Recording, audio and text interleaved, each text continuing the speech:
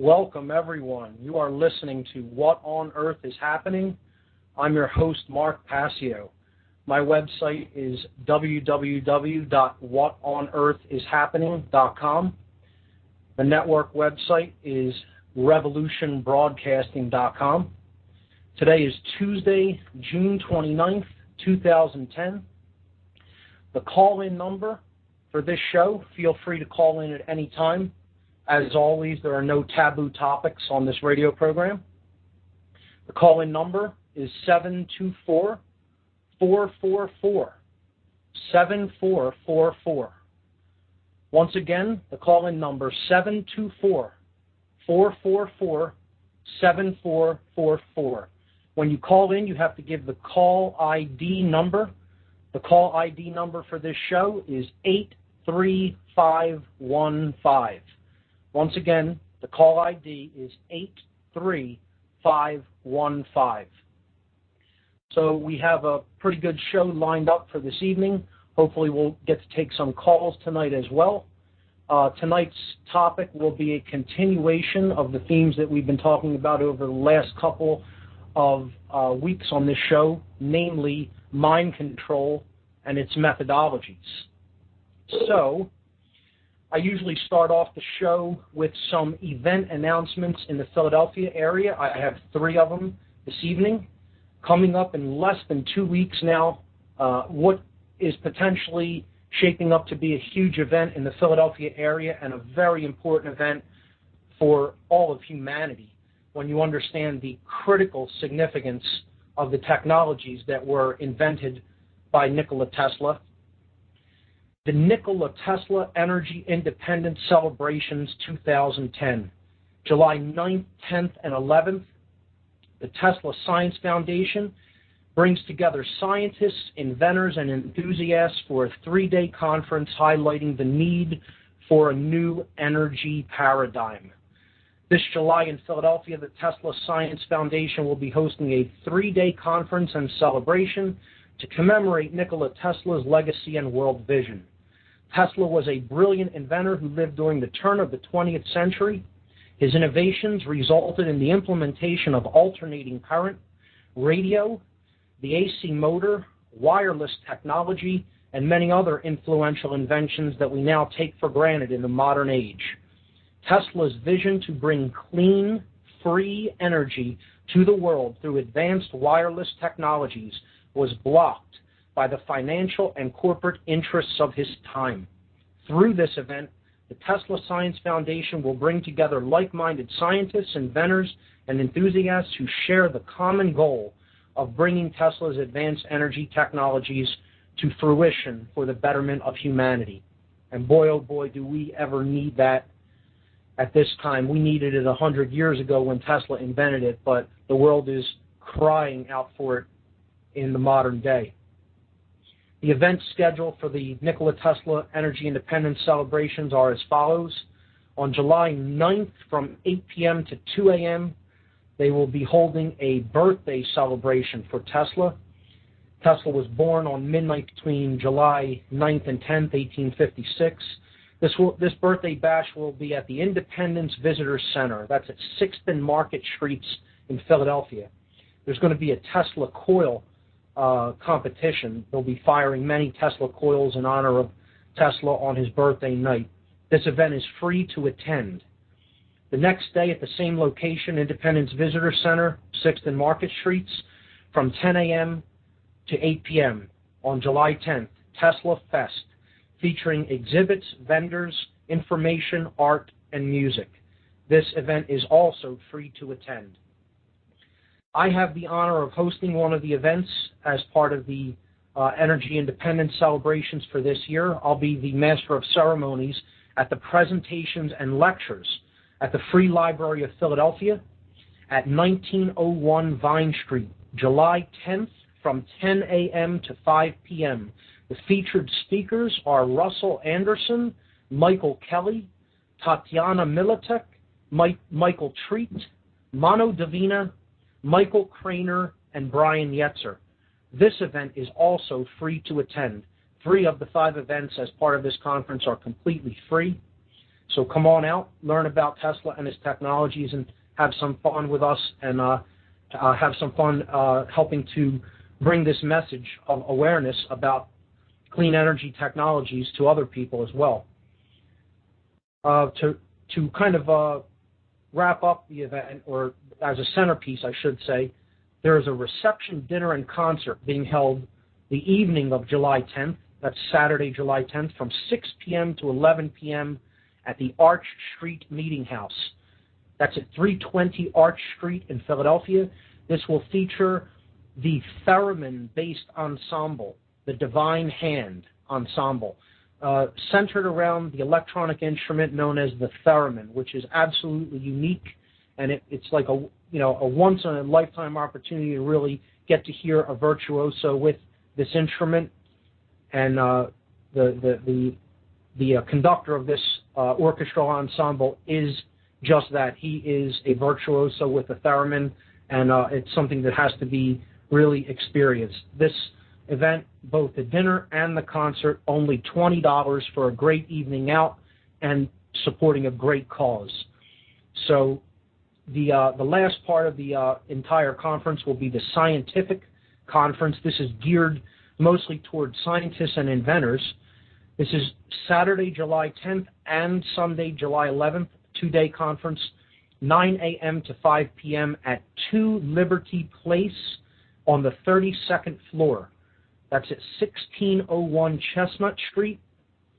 The featured speakers are Robert Uth, Tom Balone, Gary Peterson, James Coram, Kenneth Coram, James Hardsty, Fran McCabe, Anna Atanaskovich, David Rosignoli, Russell Anderson, Michael Treat, and Tatiana Militek. Registration for the scientific conference is only $110, and you can register at the Tesla Science Foundation's website. For emerging details, see the conference website at www.teslasciencefoundation.org. You could also join the Nikola Tesla Club meetup group for details about all of the events that the Tesla Science Foundation and the associated Nikola Tesla Inventors Club host. Their meetup group is ntesla.meetup.com/38. That's ntesla.meetup.com/38. So that's the Nikola Tesla Energy Independence celebrations coming up in less than 2 weeks in Philadelphia. The next event I'd like to plug is the Philadelphia UFO Awareness Day 2010. This is hosted by Pennsylvania Mutual UFO Network. This will be taking place Sunday, July 18th from noon to 6 p.m., and the good news is that this event is also free to attend. There's going to be 6 speakers at this event, and just added great news that from Temple University, Dr. David Jacobs will be headlining the Philadelphia UFO Awareness Day 2010. David Jacobs will be giving a lecture on the abduction phenomenon. So he'll be headlining it. I also have the honor of having been asked to speak at this event, so I will actually have a presentation there. My lecture will be entitled Don't Count on Disclosure, where I'm going to get into some of the deepest reasons, the occult reasons for the cover-up of the phenomenon of extraterrestrial intelligence. Chris Augustin will also be presenting. He's a paranormal investigator. His website is aliensthetruth.com. His lecture will also feature the topic of alien abductions. Bill Weber will also be speaking. He is a Pennsylvania MUFON State Section Director and Field Investigator. His lecture will be entitled UFOs and Technology. Michael Melton, a Pennsylvania Mutual UFO Network State Section Director and Field Investigator, will be giving a lecture entitled UFO Investigations, Interviewing the Witness. And finally, Bob Gardner, Pennsylvania MUFON Chief Investigator and Field Investigator, will be presenting credible and convincing evidence for the existence of UFOs. Again, this event is Sunday, July 18th, from noon to 6 p.m. at Germ Books and Gallery, one of the best bookstores in the Philadelphia area. Germ Books is at 2005 Frankfurt Avenue, Philadelphia, PA 19125. Again, this event is free to attend, and the websites to check out are MUFONPA, that's MUFONPA.com, and germbooks.com. Finally, last event announcement I have, and you'll be hearing a lot more about this in weeks to come. The event is called Free Your Mind, a conference on consciousness, mind control, and the occult. This will be taking place in Philadelphia, Saturday, April 9th, and Sunday, April 10th, 2011. The location is still yet to be determined, but we're closing in on a definitive event location, and I'll be announcing that over the next couple of weeks. Admission price will be $20 per day. We will be looking to have approximately 12 to 14 confirmed speakers by the time this event is hosted. Right now we have 3 confirmed speakers, including myself, Michael Kelly, and Aram McCollum.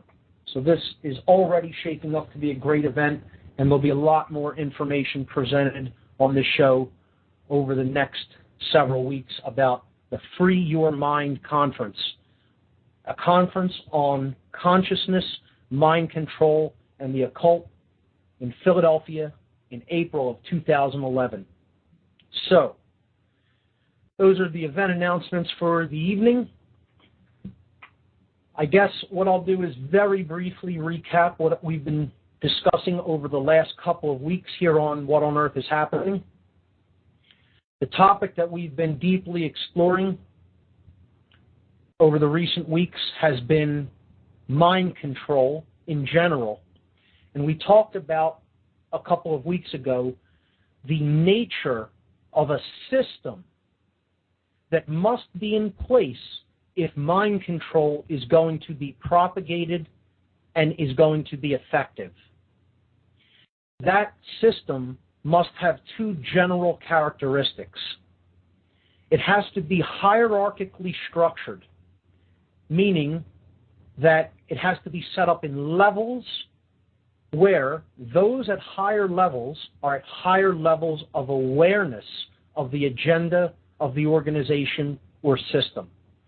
Those at lower levels are much more in number, are much greater in number, but they are much more ignorant regarding the true intentions and the true aims of the institution or organization that they are a part of at a lower level. The second aspect of a system that uses mind control and manipulation to advance its aims and agendas is that it must be compartmentalized. We talked about compartmentalization as breaking the structure into smaller subsystems such that each subsystem is unaware of the goals that the other subsystems are working toward, are working to advance. It's a blind leading the blind scenario. It is a left hand not understanding what the right hand is doing scenario. So these are the 2 most necessary aspects of a structure that is going to advance a hidden agenda. The next thing that we talked about over last week was the nature of these systems in and of themselves are occult in nature. And again, this is a word we will be hearing a whole lot about as the show progresses, as the weeks go by, because there is a negative and untrue association attached with the word occult. And this is, in fact, a part of mind control. getting people to associate words with certain concepts and ideas. Play a word association game with any of your friends or family members regarding the word occult, O-C-C-U-L-T, occult. And when you bring that word up to most people, they will immediately respond that they feel that that word generally means to them evil. Evil is the most commonly associated word with the word occult. So test this theory. Test this statement. Just play a simple word association game with people. Ask them what the first word that comes into their mind when you say the word occult. And I guarantee you 95% of the time you will receive the answer evil. And this is by design. Occultists do not want people to look into their ideologies. They do not want people to look into their methodologies. Because once you do, you understand, you begin to understand and open up your mind about the hidden power structures of this world. Because that is all the word occult means and has ever meant. The word itself simply means hidden. It is derived from the Latin language, as we talked about. It comes from the Latin verb occultare. Occultare is derived from the word oculus, which is the Latin word for eye, as in that which we see with, eye, E-Y-E. So occult simply means hidden from sight, hidden to the eye, to the seen, hidden from sight, not easily seen. That is all the word occult means when we look at its etymology and derivation.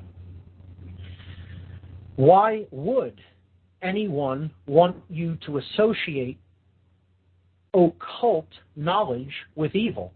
Well, if you think it's evil, you won't look into that knowledge, and that knowledge would be much easier to control people with, because the occult is a set of techniques and practices that can influence the mind. That is what occult knowledge is. And what better way to maintain control and influence over people's mind than to dissuade them from looking into the very techniques and the very methodologies that you are using to manipulate their minds. If you get them thinking this is all evil and I have no business looking into any of it, and it's something that I'm afraid of and I shouldn't look into it all, you have them right where you want them from the very beginning, because they'll never understand the techniques that are being employed against them. So, that is how mind control essentially works. What I'm going to begin doing over the next several weeks is introducing different occult methodologies. These are the methodologies of mind control that are employed by occultists. People who know and have known these techniques, in many cases, for thousands of years.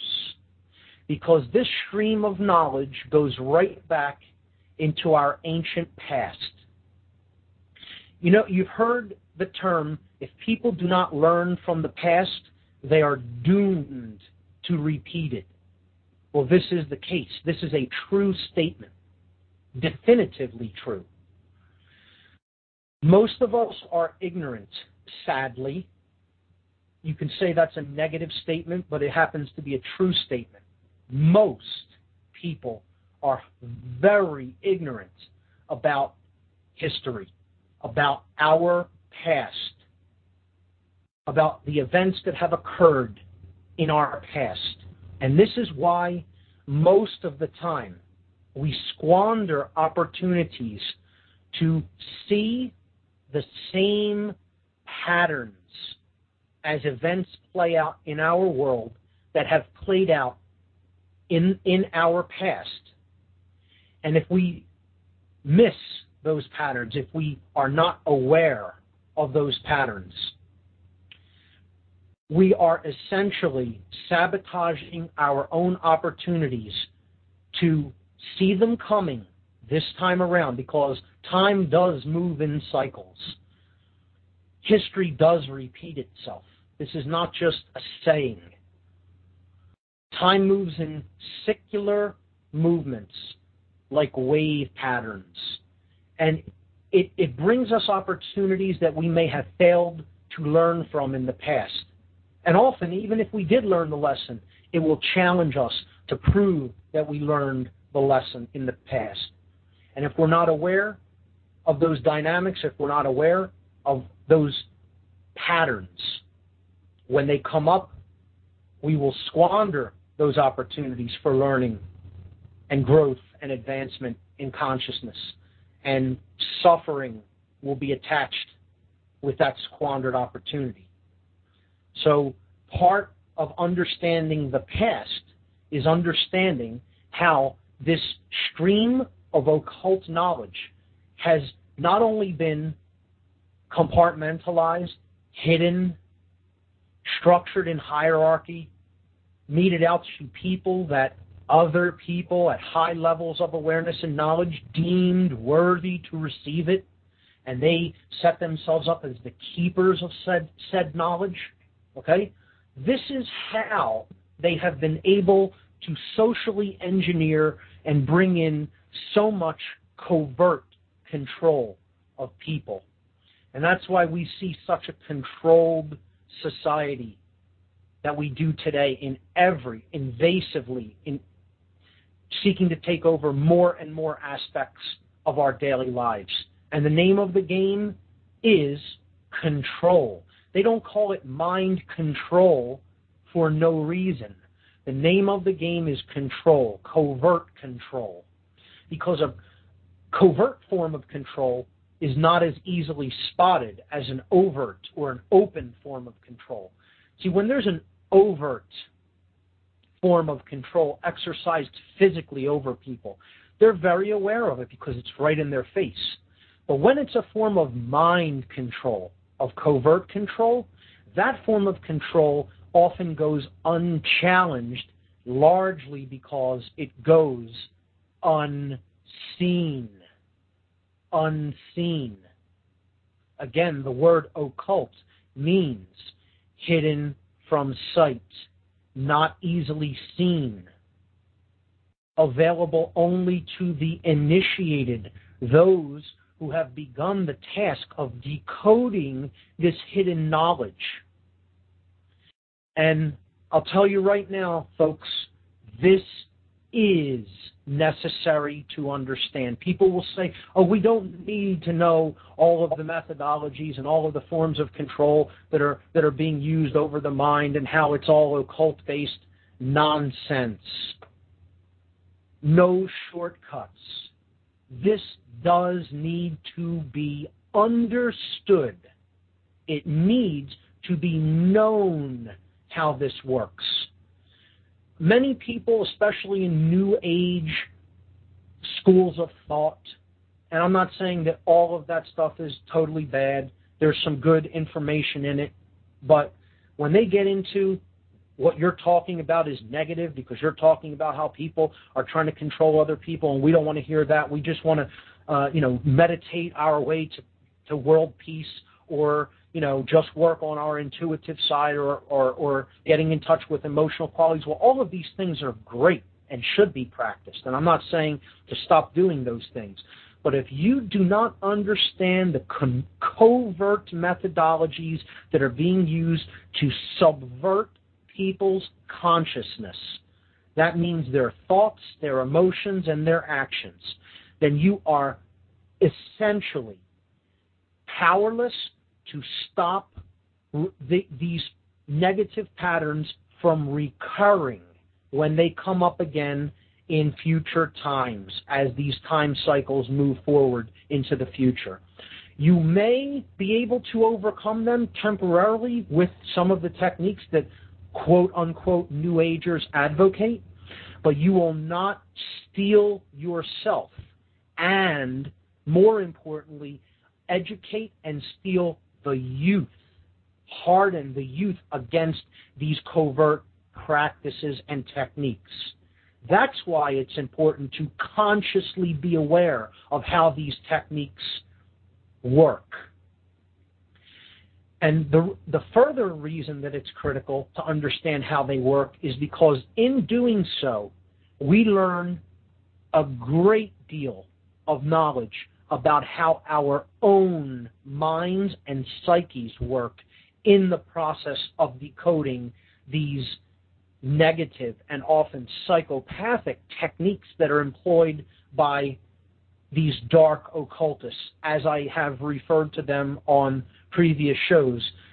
They are sorcerers. They are employing the art and science of manipulation techniques to get what they want at the expense of other people, and almost invariably at their immense suffering, at other people's immense suffering, because these sorcerers of consciousness, as I refer to them as, they are psychopaths. They do not care about what happens to other people. They have no empathy, no basic feeling for the repercussion of their actions upon anyone else.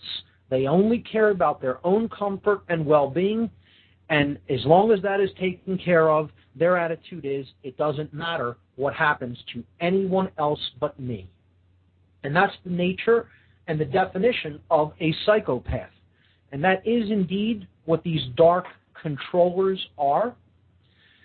We shouldn't let that frighten us or intimidate us to speak the truth. See, people will say, well, aren't you afraid? You're describing that they're psychopathic, often murderous individuals who will do anything to get their way. Doesn't that make you scared that somebody's going to do something to you? Absolutely not. And I mean that. I do not care what anyone tries to do to me. I don't live in fear of that happening. And any of these dark occultists who may be listening to any of my work or listening to what I do, I'm not afraid of you. I don't care what you can do to me. You're dealing with a will that has transcended normal human will. And that only happens when you're not in the vibratory state of consciousness known as fear. I'm going to speak this, and nothing is going to stop me, not even being released from a physical body, if it should ever come to that, which I'm not afraid of happening. Because I'll find a way to continue to do this. Nothing is going to stop me. That's the kind of resolve we ultimately really need to come to when it comes to speaking truth to these power-mad lunatics that are currently running this asylum called planet Earth. Because they are going to continue to do this until we stop them.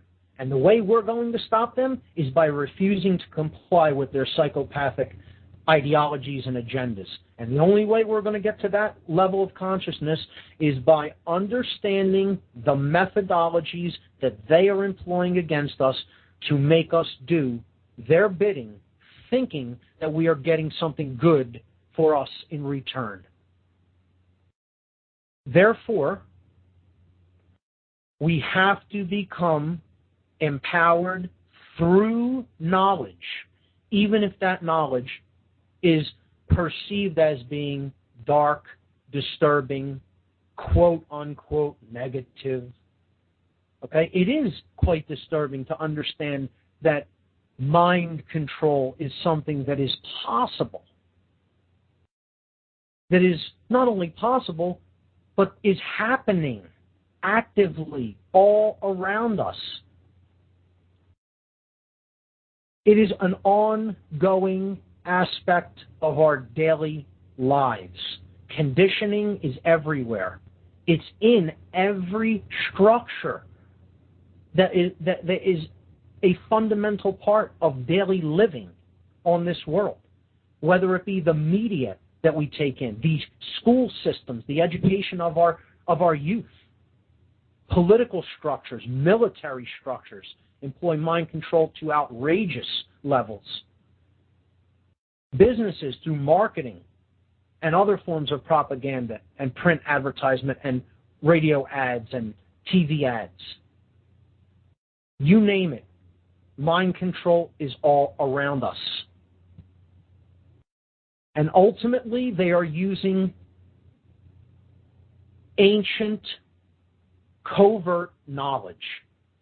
And that may be difficult for some people to come to terms with, to accept. The ancients knew an incredible amount about how the human mind and the human psychological structures that comprise the mind worked. They understood how they operated. They knew the psyche. They knew that the most important knowledge to have was the knowledge of the human psyche. On the Delphic oracle in Greece, it is inscribed. How do you expect to know the wonders of creation if you do not know the wonders of your own house, meaning the wonders of the self? If you do not find that which is within you, you have found nothing. You will not understand anything that is outside of you, because ultimately there really is no outside. Everything is generated by the mind, the generative principle. And the first principle in some of the ancient Hermetic writings is that everything is derived from the mind. The mind creates all of the experiences that we experience in external manifestation. In other words, the mind is the all. The universe is mental. Everything that we encounter is a byproduct, is a product of mind first. For any idea to come into manifestation, mind employed it. For any object to come into manifestation, it had to be thought of first before it was created. The mind is the generator of our experience.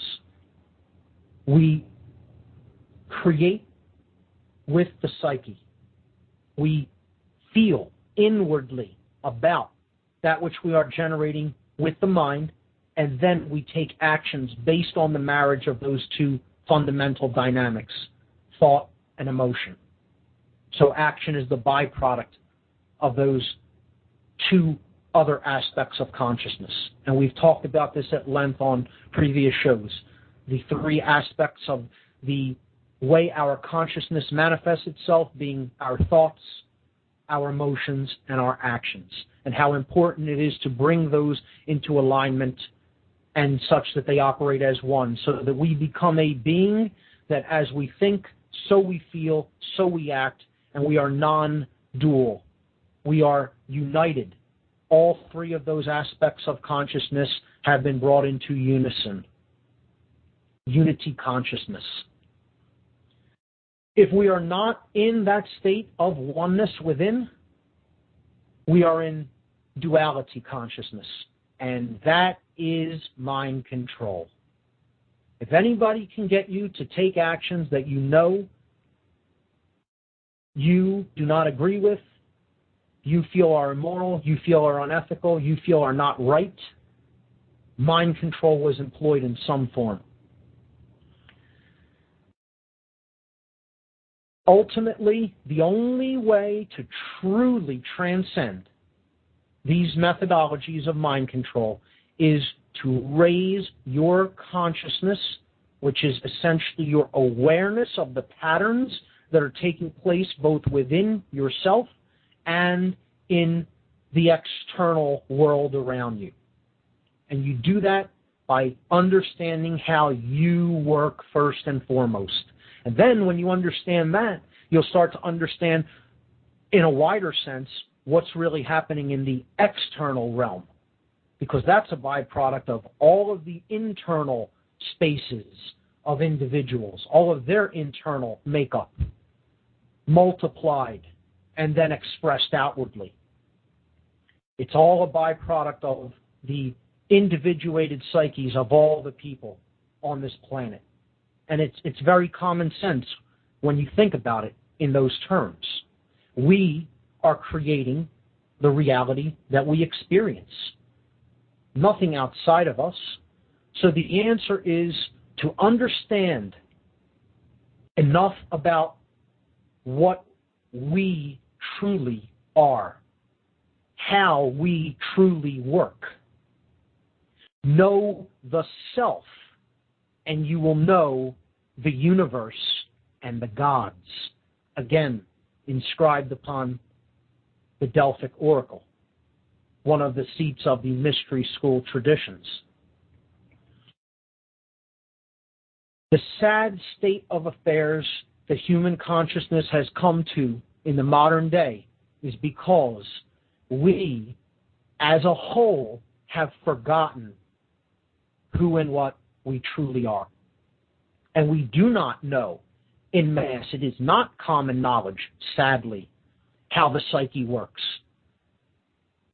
what the components of the brain are, what they're responsible for regulating and doing, how they may become imbalanced, and behaviors will follow.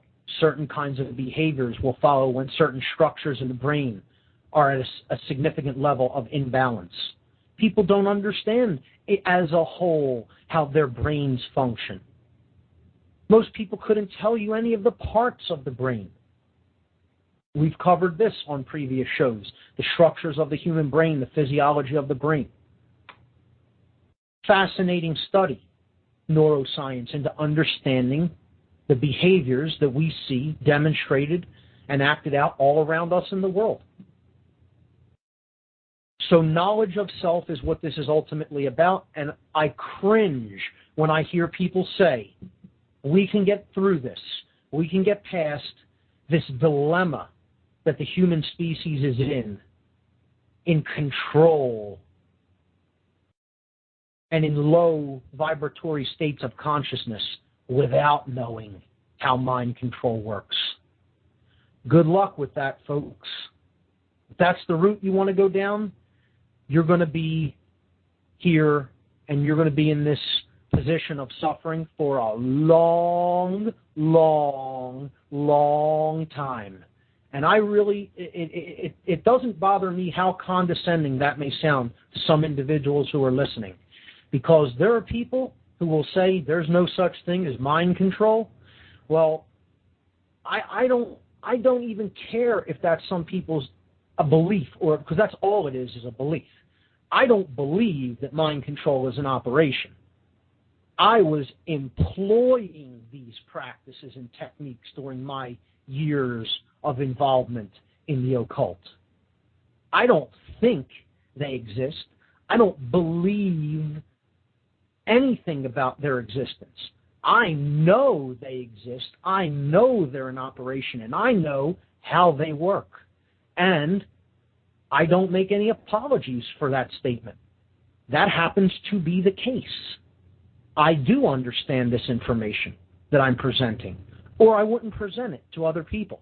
If I thought this was inaccurate, I wouldn't be speaking about it. I would keep it to myself until I was able to confirm it through personal experience or enough personal research into the matter, of which I happen to have both of those criteria when it comes to this type of information. The most important being direct experience in some of the occult orders, which I'll probably be getting into and talking about over the weeks to come. But what I want to do first and foremost is to help people to understand this information is ancient. It has been with humankind for thousands and thousands of years. And it is essentially derived from what people have come to call the mystery traditions of consciousness. And there are hundreds of orders that are part of these mystery school traditions. But instead of going in depth into all of the different orders we could talk about Freemasonry, we could talk about Rosicrucianism, we could talk about Hermetic traditions, we could talk about Theosophical traditions, we could talk about the Lamaic traditions, you could talk about Kabbalah, on and on and on. You could get into hundreds of mystical traditions. The thing that is important to keep in mind is that this information is essentially the most ancient form of psychology that has ever been with mankind. This is knowledge of how the human psyche works and the underlying motivations of mankind. That's what's important to keep in mind. And in general, people call the places, the occult schools that this information has been derived from, has been kept within, and has been disseminated slowly over time to the elect, the elite, the enlightened, whatever you want to call it. I personally don't even like to use those terms because they are elitist and they are separative. I do not agree with the keeping back of knowledge, no matter how seemingly dangerous or in the wrong hands you may deem it to be. I don't agree with that concept. That's why I am no longer and never will be a member of any occult order. I am a sovereign individual. I represent no one. I present me. That's it. I represent no one else. I give no permission for anyone else to act as my representative. I present my information, interests, qualities, consciousness, etc. No one represents me, and I represent no one. There is no one, no one's interests are being served or presented here except what I feel is powerful information about what is actually taking place on the earth in the times that we live in. And I am disseminating that information as freely and as openly as I possibly can do it, and as widely as are within my capabilities, and the technologies that are available to me, and the other minds that also want to see this important information disseminated. So that's why I do this, in the interest of the truth coming out about what is taking place. And as I've said, no one will dissuade me from that course, no matter what kind of intimidation or scare tactics are used, because I'm not backing down, because I'm not afraid of what can be done to me, because I understand I'm not this body. So best of luck to anyone that wants to try to stop what I'm doing here. Best of luck to you. That's all I can say. So, I see we have a caller on the line. I'm going to go to the call, and we'll see what Johnny P. 21st. You are on. What on? Oh my goodness, you are so selfish. How are you doing? I'm doing good. How are you? Not bad, not bad. What do you have for us today? Did you want to bring up something or talk about something? I saw that you called in. I usually go to callers that call in. If you were just listening that way, that's fine, but you want to bring up anything on air? Okay, looks like he either wasn't ready or hung up. So, yeah, I'll give the call-in number again if anyone wants to call in. The technology that this show is done on is TalkShoe. It's a great service, collaborative calling program. So sometimes people just call in to listen to the show, and they may not be prepared, because you could also do it that way. You can listen in on the call-in number.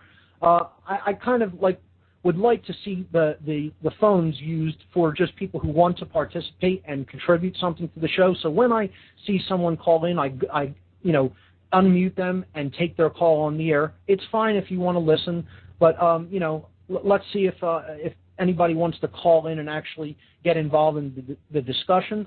The call-in number is 724-444-7444, and the call ID number, which you have to enter when you call in, is 83515. So the call ID number, 724-444-7444, and the call ID number is 83515. Okay, so what I want to do is, again, we're emphasizing this is ancient psychology. That's essentially what mind control's techniques are. The ancients, through these mystery traditions or occult traditions, began to understand far back in human ancestry how the structures of the psyche worked. They understood the compartments of the mind, of the brain, the different components of the human brain and how they functioned. And they understood that we either worked upon our understanding of these principles and dynamics and also physiology, okay? We learned about this and we made ourselves better as far as the psyche was concerned, more equipped to deal with anything that we may come into contact with, situations that may arise. We became more ethical and empathetic, compassionate toward other individuals around us if we developed these understandings and if we worked with these principles of the psyche and delved into ourselves to understand how these dynamics work within us. They also understood that if we did not, we would revert to almost an animal-like state of consciousness. They also understood, and that state of consciousness is all around us. I mean, we talk about being human, but the fact of the matter is most people on this planet are not at the level of even human beings. They are not being as a human is. They act more like a member of the animal nature that lurks down within under the subhuman level than they do a human, many individuals in this world. This is part of the mind control system. They are attempting, the people who understand this knowledge and have perverted it, have used it for their benefit only, to subvert the consciousness of other individuals. What they're doing with that knowledge and that covert form of control is essentially pushing the individuals of this planet down into lower states of consciousness through fear and manipulation until they become more like animals than they are like human beings. And that may be also difficult for most people to hear. That's fine. The truth remains the truth regardless of what we feel about it. This is one of the techniques of mind control. Play upon emotional preferences. We'll talk about this extensively. This is one of the most effective mind control techniques. People don't like hearing direct truth once they have come to a certain level of comfort regarding what they feel is true in the world, their perceptions of reality. They get conditioned into this state of perception that they believe is true, and then that becomes comfort because those neural patterns in the brain are nested and they are hardwired into the brain. We started talking about this a bit last week. This creates emotional patterns in the brain. And when somebody hears information that conflicts with those emotional dynamics that are hardwired into them, they rebel against hearing it at all. This is called cognitive dissonance. It's a psychological condition. It's called wishing to lie to yourself, even in light of evidence and abundant information to the contrary. Let's look at the example of the recent G20 conference in Canada and the one that happened before that months ago in Pittsburgh, Pennsylvania. Well, you could ask people who have seen the footage of this conference, if that's what you want to call it, that requires quote-unquote security. I don't know about you, but to me, works done in the light of day for the good of humanity don't need any kind of security like what is evidenced at the G20. Okay? Yet, you'll show people the footage of their free speech rights being decimated right in front of their eyes, rubber bullets being fired at people, LRAD cannons being fired at people, people being outright beaten, having done nothing with clubs, pepper sprayed, having done nothing but assemble and speak. And if you want to get into the whole, anarchists are coming with their trash cans to smash windows and smashing windows with chairs, etc., please. This is another psychological warfare tactic called agent provocatorin. This is you hire a group or you have a covert group that are undercover agents acting as the opposition. You get them to create a violent or chaotic situation so you can justify going in and beating on people or spraying tear gas into the crowd. It's the Hegelian dialectic. This is called chaos magic. I refer to it as chaos sorcery. It is starting a chaotic event so you can get a confused reaction. And then you can propose to sneak in to use that opportunity to propose a solution that would ordinarily be completely frowned upon. It's very simple. I call it chaos, confusion, opportunity. Create the chaos. Wait for the confused reaction, and then use that opportunity to slip in your predetermined solution, which ordinarily would not have been stood for. This is philosophy that was basically derived out of the writings of George Hegel, a German philosopher, who did not advocate this dialectical principle to be used in such a manipulative way, but yet that is how his writings have come to be interpreted and used. I don't feel that that's the original intention for Hegel's dialectic. However, that is how the mind controllers who come up with these schemes and plots and inside jobs and, sorcery is what it is. It's sorcery over the mind. That's what they're using it for. And we'll get into that as a technique. Before I even list the multifaceted techniques, because the mind is accosted not at one level, but at multifaceted levels, and multifaceted methodologies are employed to subvert the human psyche. Before I even get into listing what they are, and then we'll talk about them, we'll start to break them down one at a time over the next several weeks.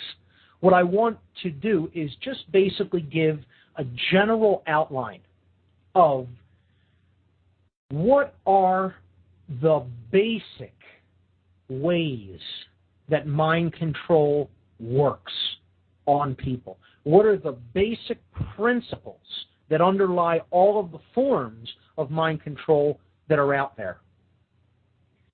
And when you really break this down, when you break each of the manipulation techniques down, you see that there are only a few underlying principles upon which mind control is based. And when I list what they are, some people are going to be skeptical. They're going to say it can't be that easy. There's no way it's that simple. There has to be more to it than that. Well, truth is always simple, folks. And in keeping with that, it may confuse some people to initially hear that manipulation and deception is also simple. It is not as complex as people want to make it out to be. Once these basic building blocks are understood, you can see it everywhere because it is quite simple. And the simplest things are the most effective things. The problem in seeing it resides in the complexity that the occult controllers want to embed into our thinking.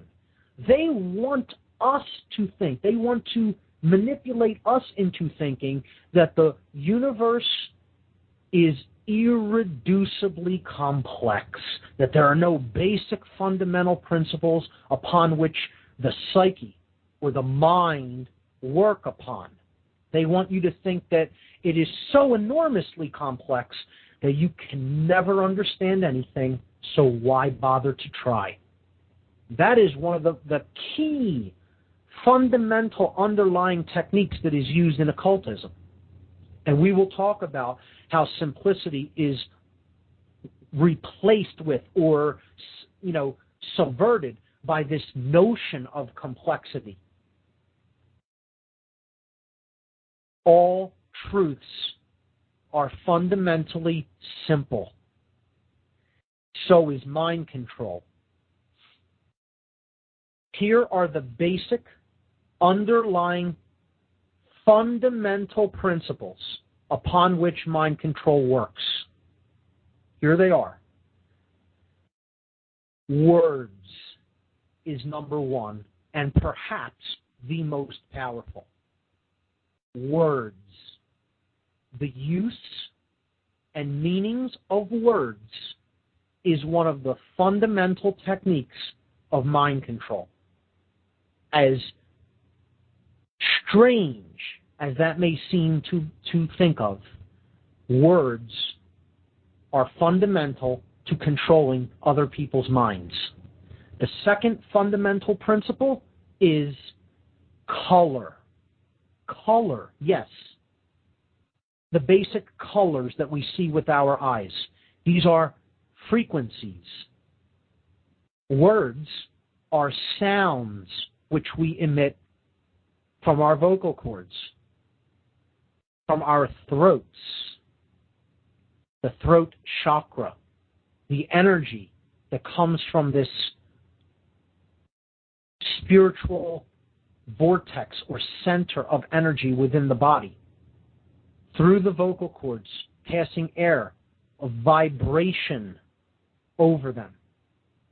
This is vibratory energy. It is a frequency. Words. Color. So we have sound and sight. It is already working upon. Colors of the visible spectrum of light are frequencies.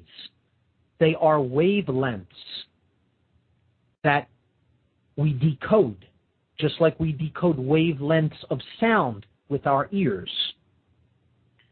So words, colors. The next basic principle upon which mind control works is shape. Now we can talk about shape as archetypes. ARCHETYPE.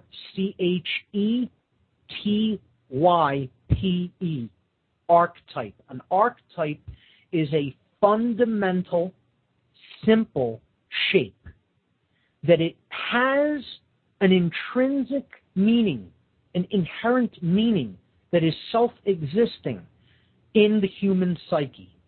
And that is another concept that some people will have a hard time with, that a shape in and of itself already has a pre-assigned meaning within the structures of the mind. I'm not going to attempt to convince someone that that's true. I happen to be aware that that is the case, that that is true. Archetypes are simple, fundamental shapes. The circle is one of them. The square, the triangle, the blade, as it is called, an upward-pointing chevron shape. The chalice, a downward-pointing chevron shape, or a V shape. The straight line, the cross. These are archetypes. They have deep, intrinsic meaning, self-existing meaning in the human psyche. Just being displayed, they will put the viewer into a certain state of consciousness. You will see lines used in straight lines used in certain advertisements, used for a more logical left brain purpose. You will see curves and circles used when there is a more esoteric or spiritual or intuitive dynamic attempting to be communicated or displayed or associated with in an ad, for example. So we have words, we have colors, we have shapes. The next one is a slightly more complex one, and it is the last one that I'll be going into to talk about the basic principles of mind control. And these are symbols. Look at the word symbol. A symbol is a series of archetypes put together to form a more complex, deeper meaning archetype. A symbol, you are combining shapes, you're combining colors, sometimes words, into an arrangement, a specific arrangement that is for very specific purposes of reaching the psyche at fundamental levels of awareness. So, symbols, more complex arrangements of archetypal shapes, often with colors and words attached to them. So you're employing all of the first three dynamics that I spoke about. The word symbol itself, okay, it's an instrument that resonates sound wave vibrations, vibratory sound energy. A symbol, when it is struck, resonates, it vibrates back and forth. That's what a symbol does as well, meaning an arrangement of a more complex arrangement of simple archetypal shapes. Symbols are a language unto themselves. They are read just like words. They are combined just like words in a sentence. So we will go into, over the next many weeks, how all of these basic fundamental principles come together to influence individuals' thinking, to influence individuals' emotions, and to influence individuals' behaviors. That's what mind control is there for. So in a more proper sense, we could not even talk about it as mind control. What we're really talking about is consciousness control. Because the consciousness is the expression of thoughts which arise from mind, emotions which arise from the inward expression of thought within the body. Emotion is manifested inwardly in the physiology. And the control over behavior or actions, which is the outward expression or the byproduct of thought and emotion. So what we're really talking about here is the control of human consciousness. And as difficult as it may be to register with some, this is accomplished through words, colors, shapes, and symbols. So sound, energy, light, energy, and form energy. That is how human consciousness is manipulated when the knowledge of how this may be done is used for egoic purposes, for the ego, for just serving that lowercase s self that we talked about in relation to and in contrast with the higher self or the high will.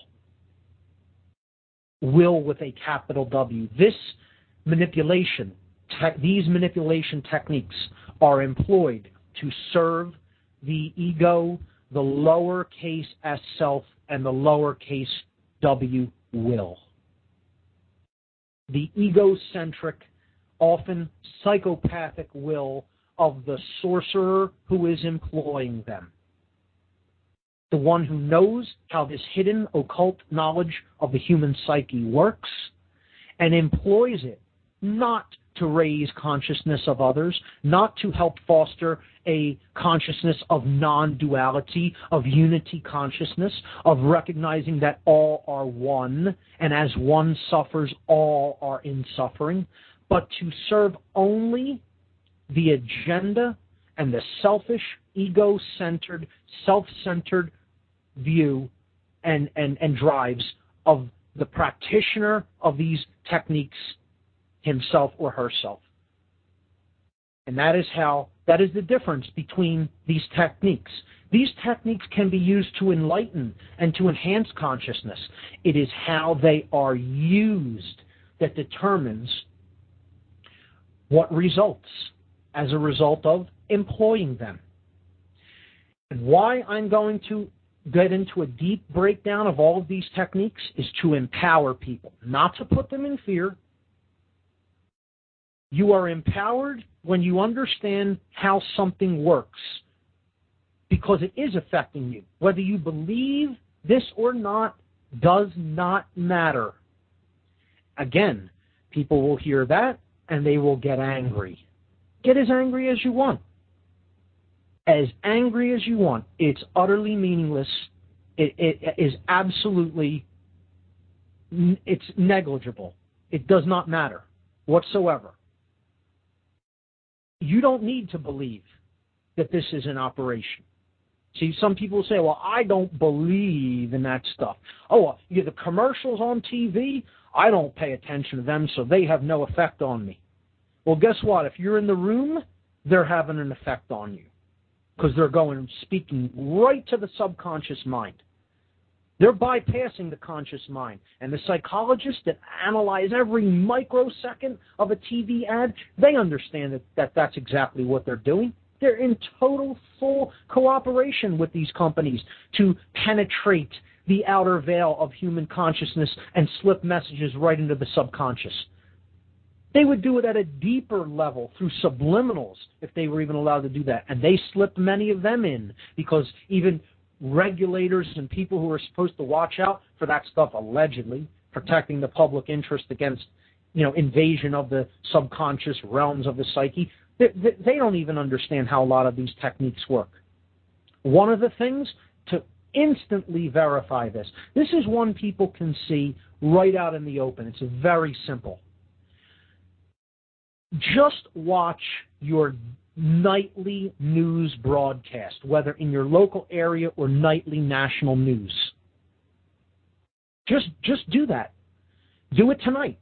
Turn on any news program, the 11 o'clock news in your area, and I won't even tell you what this is. Okay? You tell me. How's that? Tell me what color you're going to be bombarded with throughout almost the entirety of the news broadcast. Find out. Watch any average news broadcast, 11 o'clock news, your local station, and tell me the predominant color that you will see throughout the entire news program. Once you have that answer, then tell me why. That's the critical part. You can understand, oh yeah, here, they're showing me this color repeatedly, over and over and over in almost every segment. Well, why? Why would they keep displaying that same color over and over and over? Why not a different color? Why not a rainbow of colors? Oh, there's a reason for it. And it's mind control. People know how this stuff works, and they're using it very deliberately and calculatedly. It's no accident. So if anybody knows the answer to that question, call in, bring it up on the show. I can tell you why, but do it tonight and then call in next week. Tell me what's the predominant color on your local news broadcast on television. And if you could find out why, even all the more power to you. Call in and you tell the audience why. Words, colors, shapes, and symbols. Sound energy, light energy, form energy, the energy in archetypes. This is the basic, fundamental methodologies at the core fundamental level that mind control is fundamentally built upon. That is the foundations for mind control, for consciousness control. So, with that having been established, and with establishing that the sorcerers of this planet, the people who understand these psychological weapons, these techniques, are essentially deriving their information and their methodologies from what we have called the mystery traditions of consciousness. These traditions predate modern psychology and psychiatry, and they go right back into our ancient past. They are pre-history, pre-recorded writings, pre-civilization as we know it now. That's why they are called the mystery traditions. The true origins are indeed so old that they become murkier and murkier the farther back into the distant and ancient past you go, you attempt to research. They have been here with us essentially as long as we have been on this planet. That's how long mind control has been with us. And I don't tell you that to instill fear. We need to understand a significant amount about how this state of consciousness that we are experiencing on the earth came to be. We need to understand a significant amount about the traditions of occult knowledge from which these sets of techniques have been derived over thousands of years. So look at the sorcerers or the occultists of this world, the mind manipulators of this world, those who are employing these sets of techniques for covert control over the consciousness of the people of Earth. Look at them as the most ancient psychologists. They have taken their knowledge from the most ancient psychologists that ever lived, who penned this information about how the psyche works, put it down in books and in oral traditions over thousands of years. Right up into the modern age, this knowledge has been kept hidden and passed down through the generations. And that's why there has always been a small controlling class, because this controlling class has this knowledge of how the human psyche works, and they use it all the time. They do not hesitate to use it for their sick, demented, ego-driven, psychopathic purposes, because all they care about is themselves. They are from a generational lineage of psychopaths that goes back right into the ancient world. And I don't tell you that to encourage or to inspire fear in anyone. Understanding this is empowerment. It is empowering to understand how we are being controlled, because only in understanding how we are being controlled do we eventually build up our psyches such that we become psychologically resistant to these methodologies of covert control over human consciousness. It's like lifting weights, folks. I couldn't throw a 200-pound dumbbell at you and expect you to catch it if you've never lifted any weights in your life. But if you worked your way up and built the muscles in your arms up to a point where you were so strong that that wouldn't even be like holding a lot of weight, it would be possible. That would take time, however. See, there is a time dimension in this. Time is not wholly illusory. It is not wholly an illusion, as many people in New Age teachings will teach. Time is a requirement. I look at it as a spiritual currency, of which there are two. Time is one. That's why we say we spend time. Well, what are you purchasing with that time? You're spending a form of spiritual currency by what you do with the time you are allotted. The other form of currency is another thing we say: we pay. We spend time and we pay attention. So it does require time and attention to understand these methodologies and how they work, and it requires time and attention to understand how the human psyche essentially works. And only in doing so are we building up the muscle that is required to become psychically and psychologically strong enough to resist this form of mind control. When we've built up that muscle, so to speak, we become strong enough to actively resist covert control over our consciousness. And I will never, ever capitulate to the notion that it is not necessary to consciously, actively understand how these techniques work. You're not going to take a shortcut and win, if that's what you're thinking. And many people in the New Age movement, and I know I keep, talking about that negatively, like I'm attacking it. And in a way, yes, I am. I'm attacking the New Age ideologies that are out there of never look at the negative. Don't spend any time on that. Only just work on, understanding the higher aspects of consciousness. Nonsense and BS.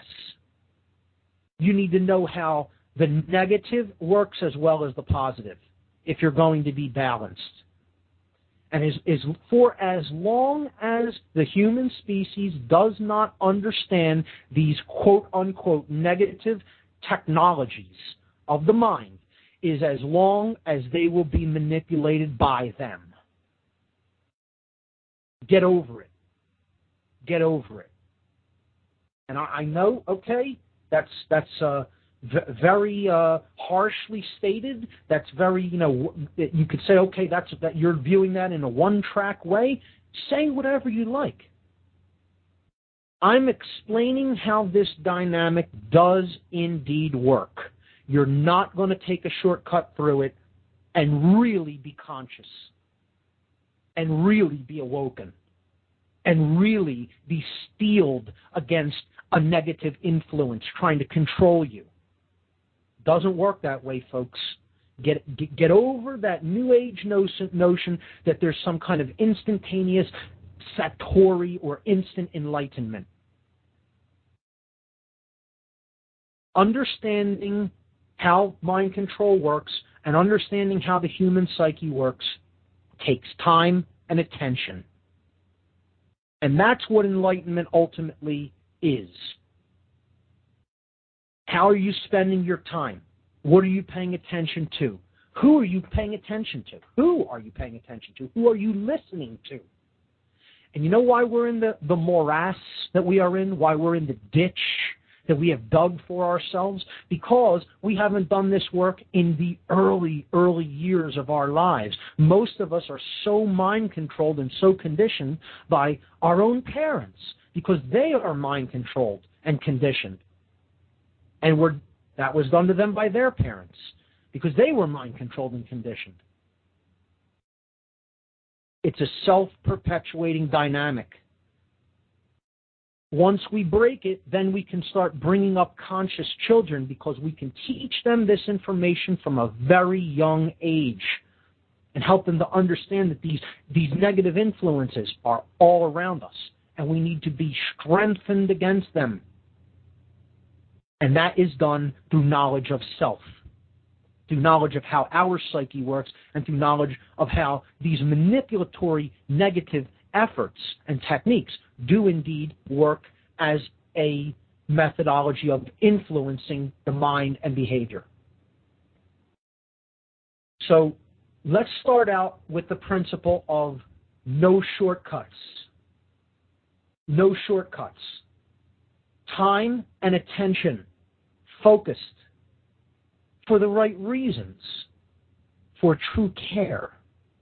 This is bringing together the left brain, which requires progression of ideas in a linear way,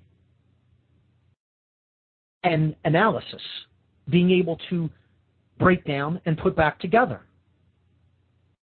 Alchemists referred to this as solve et coagula, which means, coagula et solve, to break down and then to reintegrate. Break something down, understand its parts, understand its constituent elements. Then you will be able to see how it all fits together, and you'll be able to integrate not only that as an idea, but you'll be able to integrate yourself, your consciousness, your thoughts, your emotions, and your actions into a unison, a synergy, a oneness, a non-duality. As you think, so you feel, so you act. And that's the goal here. And there's no shortcuts to that.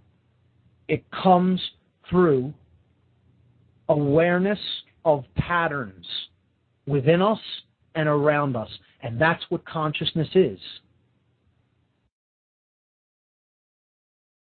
So we do need to know these principles. We can't expect to float by on autopilot and get it by accident. It doesn't work that way. We do need to use the logical left brain and analytical part of the brain. But we need to use that in conjunction with the sacred feminine, intuitive, nurturing, and caring, and empathetic right brain hemisphere. The sacred feminine energies of the goddess, so to speak. Our feminine nature, whether we are male or female. This isn't male or female. This is masculine and feminine energies and thought dynamics coming together as one. The balancing of the left brain hemisphere with the right brain hemisphere to open up the all-seeing eye, or the third eye, as it has been called, the third eye chakra. True knowledge, true mastery. I call this state dominion, the rulership of the kingdom of self, understanding what you have control over and being in control of those things. And you have control over nothing except your own thoughts, your own emotions, and your own actions. And you have control over nothing else but those three things. All forms of external control are an illusion based in the dynamic of fear, based in the energy of fear. So, understanding why it is critical to know these methodologies, why we're not going to get around the low point in consciousness that we have come to and solve it without understanding these principles. Let's begin this week to look at the multifaceted techniques that the sorcerers, the dark occult controllers, manipulators are using, are employing. Knowledge that predates our current civilization, that goes back into the ancient world, thousands of years old. Let's look at some basic techniques, specific techniques that they use to manipulate human consciousness. And this has been called many, many names, this overarching war, because that's what this is. This is a war on consciousness. That is what I prefer to call this whole set of techniques, which we'll be breaking down over many weeks here on the show. Well, we'll be doing this for several weeks. I can't say how many. We might be able to do a couple of methodologies per week. Maybe we can go through this in the next 2 months. Maybe eight future weeks. Maybe 10. Who knows? Maybe more than that. But I'm going to spend a lot of time on mind control, and I'm going to parlay that time spent on techniques of mind control. Over the weeks, we will get into specific forms of occultism connected with some of these techniques, and we will start to break that down. And you can view this almost as an occult initiation, an initiation into occult knowledge. And that is a positive thing, because you will be receiving some of the information. You can explore it in so much incredible detail on your own. If you're a driven person, if you like to read, if you like to do research, if once somebody gives you a little bit of information, you take that ball and you run with it. The amount, the speed with which you can acquire and accumulate great amounts of empowering information by what you're going to hear over the next many weeks on this show will be able to take you from a level of seeing part of the picture, for those who are already partially aware, to grasping an enormously greater and wider picture of the reality that is actually occurring in our world. And that's the goal here on this program, because what we're ultimately trying to do is get people to understand what the causal dynamics, the root cause factors of what is causing what we see manifested in our external reality. If we don't address the causal factors, then we are essentially continuing to bandage a self-inflicted wound. But we're never addressing the question of, why are we inflicting the wound to begin with? We're just screaming out for more bandages. It's like putting on a movie and complaining that, wow, I really hate this movie. Let me go and smash the screen that I'm projecting the movie onto. instead of changing the movie at the source, which is the projection, the projector. You're never going to do any good by continuing to bandage and treat a self-inflicted wound. I liken it to this. I joke around and say with people, the people of Earth are an entire world of cutters. You ever hear about this really, very deeply disturbing psychological derangement of people that have become so self-loathing due to addictive patterns, due to chemical imbalances, due to extreme right brain imbalance of feelings of unworthiness, that they start to cut into their flesh with blades and other sharp objects, and that they relieve some of this self-loathing through cutting themselves. Extremely disturbing, but look it up. Many people do this, and you probably have heard about this. Well, the world is an entire world of cutters. We live on a world of cutters. And you know what we've come up with as the quote-unquote solution for being cutters? Make more bandages. Our entire culture is crying out for bandages. More bandages. This is the most important thing we can have, is bandages. Nobody, or I should say very few people, want to address the issue of why are we cutters? Think about it. Maybe if we addressed the question, why are we cutters, we might, just maybe, get to the point of consciousness where we would stop inflicting the wounds. Well, that's what I'm trying to do here on this show, to inspire people to want to get to that place of consciousness, to know why, the answer to the question why. But first, it's got to be asked. We ask that question, and then we get to the causal dynamics of what is really creating the reality that we are experiencing. Once we do that, then we're in a position, then we're in an empowered position to create true change, true, lasting solutions through a change in the underlying dynamic of what is creating that external situation. And that is our consciousness. That is what is creating that external situation. It isn't a really external situation at all. It is derived from that which is within us. So that which is within is what will become manifested without. Again, one of the Hermetic principles' basic laws. As above, so below. As within, so without. This set of manipulatory techniques has been called the war on consciousness. That is essentially what I refer to it as.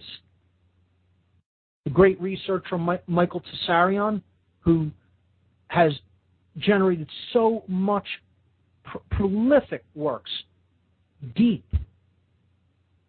efforts to attempt to enlighten mankind as to these dynamics, has called these sets of techniques the war on you. This is the war on you. And there's no other war that's really being waged on planet Earth. All the other quote-unquote wars are all deceptions. They're all lies. They're all fabrications. They're all made up. They're all smoke screens and diversions to get your attention focused on anything but the war on you. Because there's no war on drugs. That's a war on consciousness. There's no war on homelessness. There's no war on poverty. There's no war on ignorance.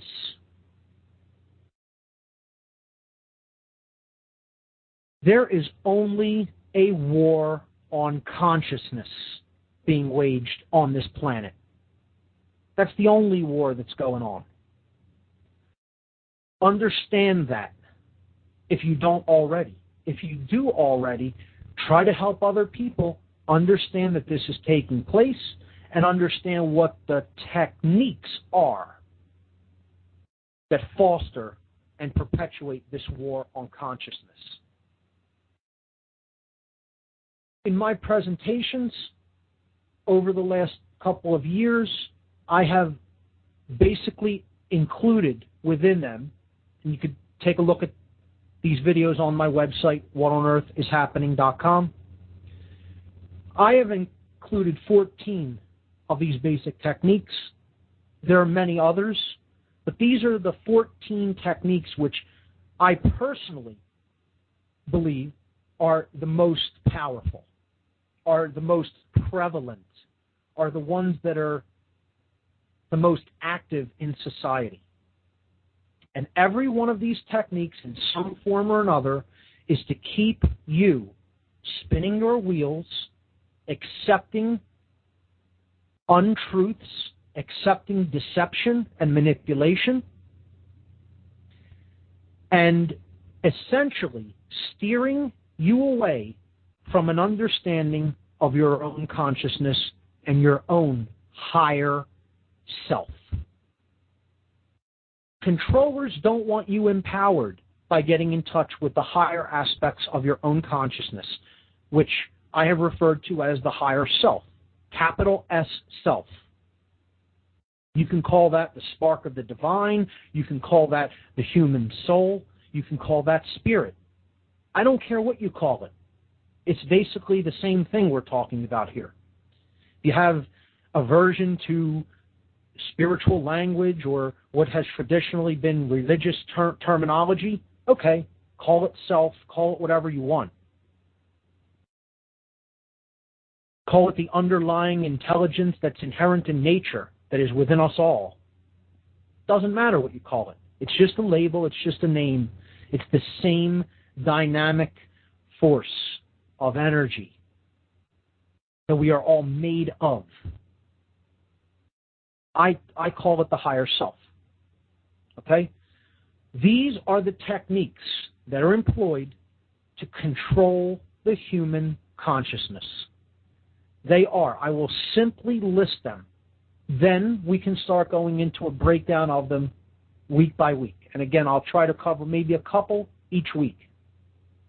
The first of these methods of manipulation, these sorcerer techniques, is called obfuscation. So I'll spell that for the listening audience. Obfuscation is O-B-F-U-S-C-A-T-I-O-N. Obfuscation. This means confusing in a simple way one thing for another. Most of the time, the thing you are confusing with another thing is the polar opposite of that very thing. So black is white, up is down, left is right, etc. That's obfuscation. We'll get into it in detail. The second technique is called worldview poisoning. Worldview poisoning. This is getting people to have a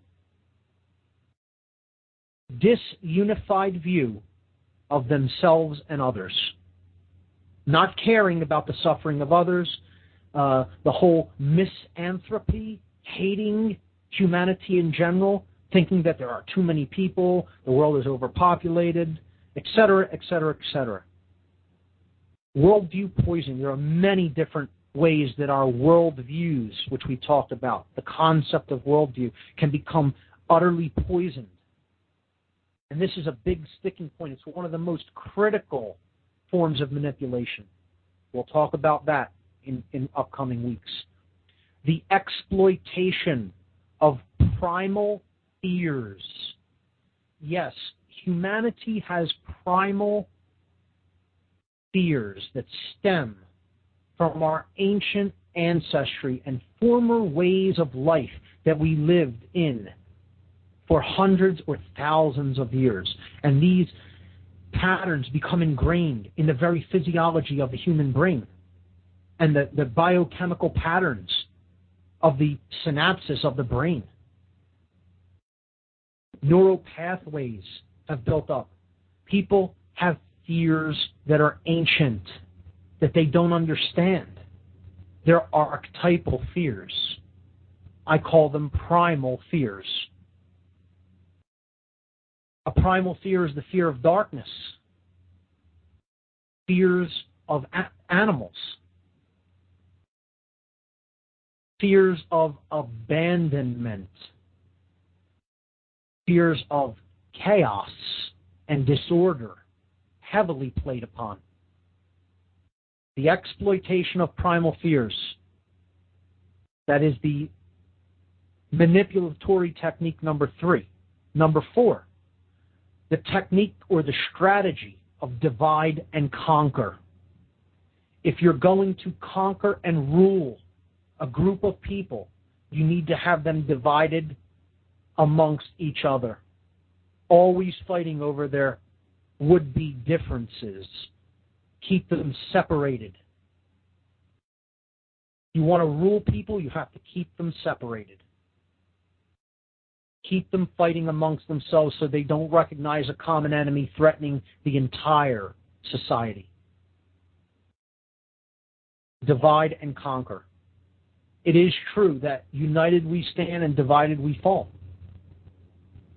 In consciousness, we have to understand how these techniques work to get us constantly infighting amongst ourselves.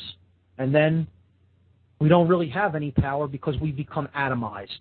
The divide and conquer strategy, we'll get into that much more. Technique number 5, indoctrination instead of education. There is no better way to put a culture under mind control than to indoctrinate the young. This is what we talked about briefly when we talked about the prison of the left brain, when we went into the barriers to self-realization, all the things that stop us from the recognition of self, true self. So, indoctrination. This is what we have in the Western world in place of true education. It is a form of systematic instruction that is geared almost entirely to the left brain. Logical, linear progressions of thought regurgitated back onto the piece of paper after it is memorized. That's what we have instead of true education in this country. To get somebody to accept a set of beliefs unwaveringly, indoctrinate them. But we'll get into that. Technique number 6, widely and prevalently used, controlled opposition. Playing two sides off against each other to achieve the result of not getting people to see the real hidden controller. Controlled opposition. Well, the agenda is the one who's wielding the agenda is the puppet master in the background holding the two puppets, but he's making them fight amongst each other. And people are watching the puppet show going, oh, I like the puppet on the left. No, I like the puppet on the right. When in fact they're not making any of the real decisions or calling any of the real shots. The puppet master is. And he's getting these controlled opposition groups or puppets to war amongst each other just to put on a little dog and pony show, a little puppet show as a means of distraction, just to distract from where the true power is being wielded from, and to distract one from understanding the true self, to get them looking into anything that creates division and creates infighting. Goes hand in hand with divide and conquer. Technique number 7, a huge one, and probably one of the ones that's the most monolithic and monumental, and is going to take some of the most effort to overcome because, as I stated before in previous weeks, the biggest, most unquestioned form of mind control, which is the only religion, the only true religion of this planet, is the monetary system. Dogma is a completely unquestioned belief. The monetary system has become dogma on this world. Who questions the very existence of money? Well, the only people that really truly question the very existence of money are people who are no longer under mind control. Because money has never been real, isn't real now, and never will be real. And that's something that most people will go to their doom refusing to accept.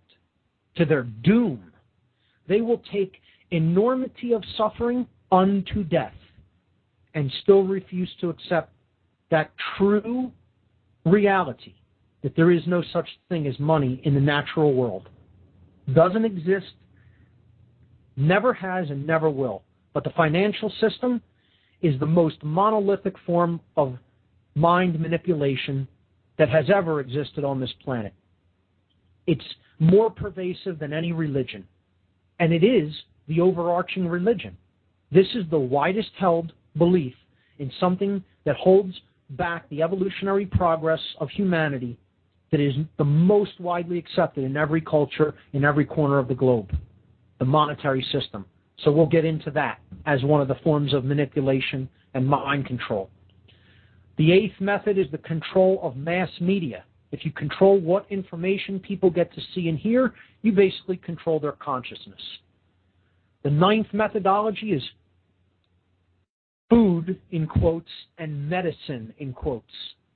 And we could do many shows about this because this is also monolithic, and it is also one of the things that keeps people under the most control through the destruction of the physical vehicle for consciousness, the body and the brain. We are actively being poisoned through what we eat and the so-called medications that we take in the world. And that is also something that people will be very resistant to hearing, but it is constantly going on all over the world. Our food is of substandard quality, and medication is often poison that does way more harm than it could ever do good.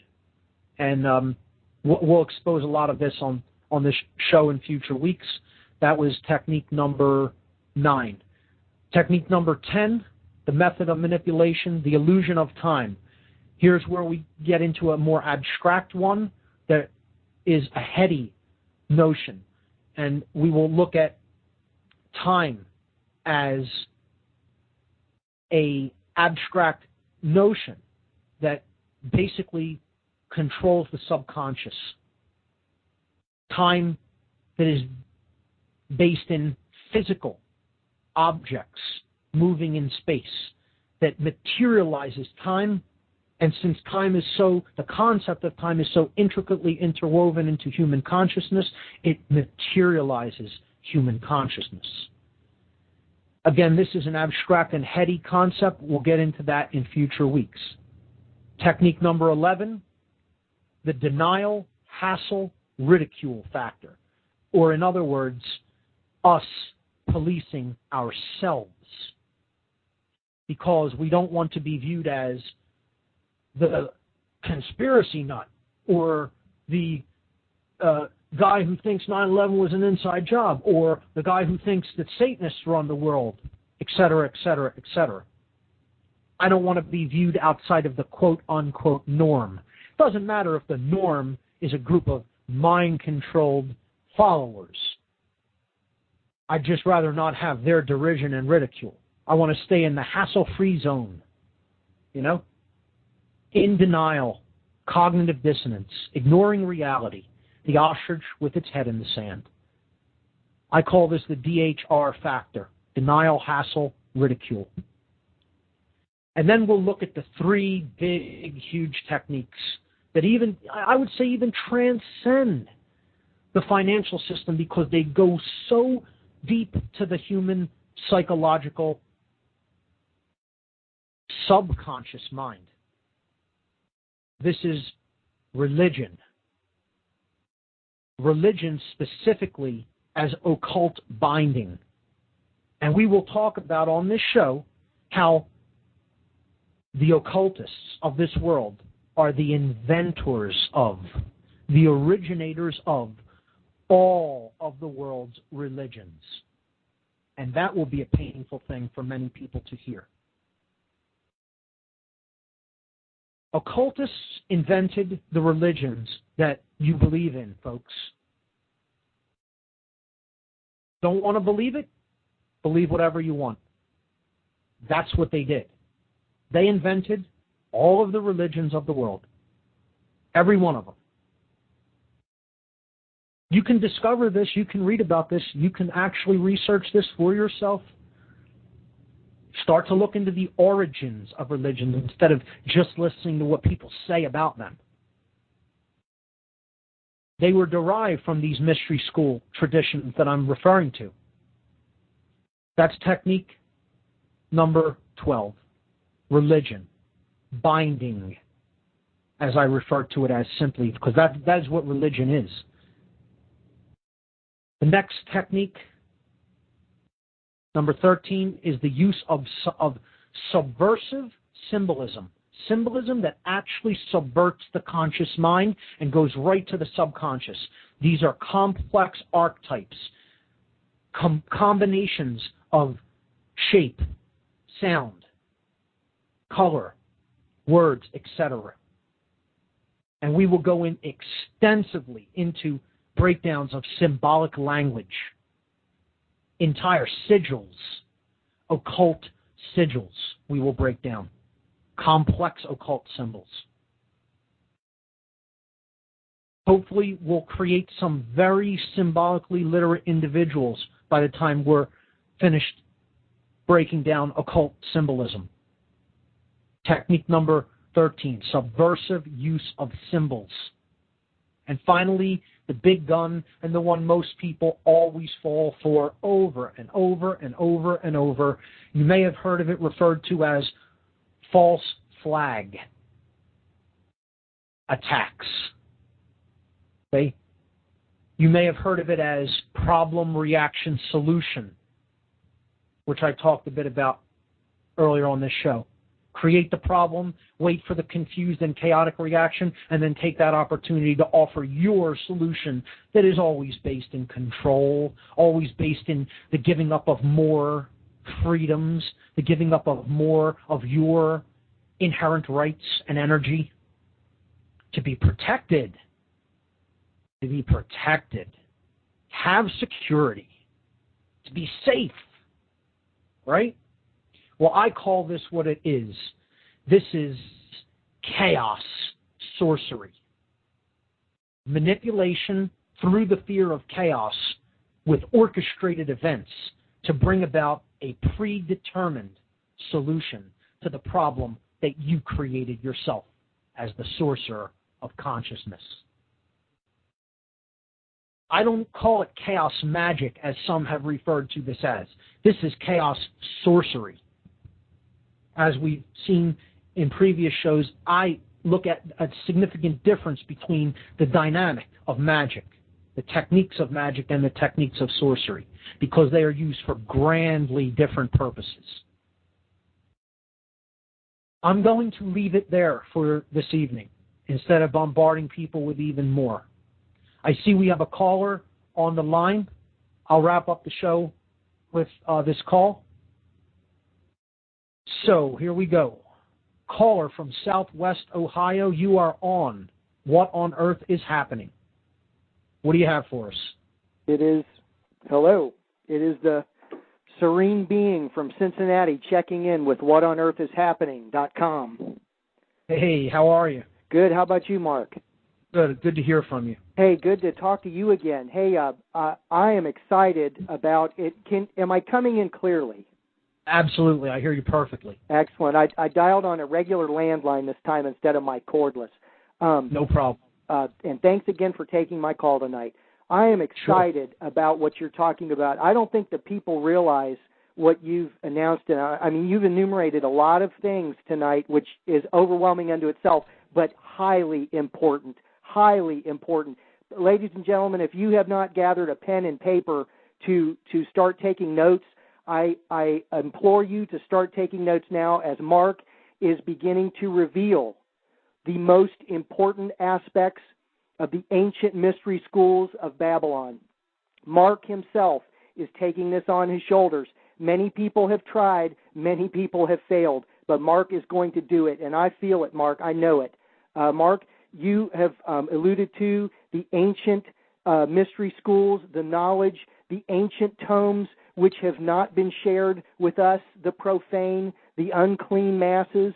Mark, we are excited that you have deigned to share this with us.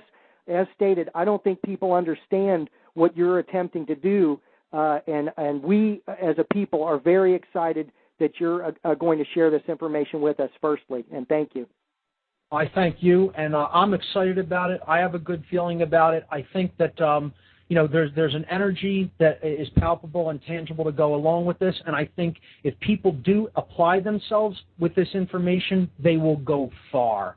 They can understand a whole lot, and it will get them to a whole new level of awareness about what is really going on in the world. These are the underlying causal factors about what we're seeing play out. We need to stop looking at it from a perspective of, oh, I hate what's going on out there. They need to know the techniques that are being used to covertly take control of the human psyche to get us to create negative events in our so-called external situations.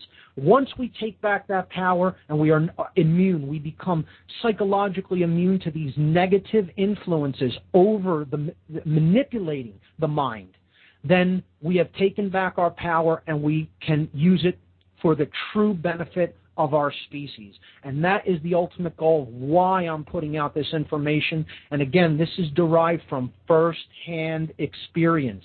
One of the big differences is I was involved in this myself. I make no bones about that. I've been open about that.